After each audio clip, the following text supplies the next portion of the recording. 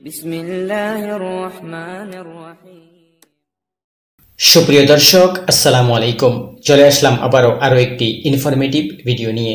আর আজকের এই ভিডিওটিতে আমি আপনাদেরকে জানাবো 2026 সালের শবে বরাত কোন মাসের কত তারিখে উদযাপিত হইবে, 2026 সালের রমজান কবে থেকে শুরু হবে এবং 2026 সালের ঈদ উল ফিতর কোন মাসের কত তারিখে উদযাপিত হইবে। প্রিয় দর্শক, তাই সবাইকে অনুরোধ করব ভিডিওটিকে অন্যদের সাথে অবশ্যই শেয়ার করবেন।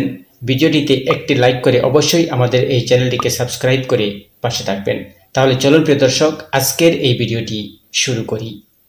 শবে বরাত হচ্ছে আরবি শাবান মাসের 14 তারিখ দিবাগত রাতে পালিত একটি পুণ্যময় রাত। বিশ্বের বিভিন্ন স্থানের মুসলমানগণ বিভিন্ন কারণে এটি পালন করেন।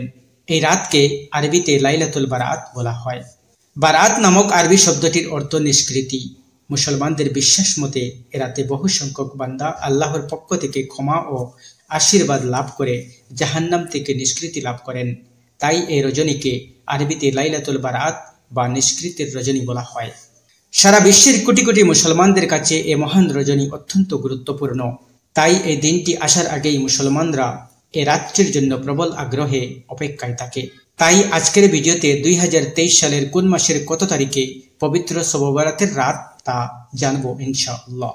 প্রিয় দর্শক, আরবি ক্যালেন্ডার অনুযায়ী 2026 সালের পবিত্র শবে বরাত হবে আরবি 14 শাবান 1447 হিজরি, বাংলা 19 মাঘ 1432 বাংলা এবং ইংরেজি 2 ফেব্রুয়ারি 2026 সাল, অর্থাৎ সোমবার দিনগত রাত্রে পবিত্র শবে বরাত উদযাপিত হইবে ইনশা আল্লাহ তাআলা।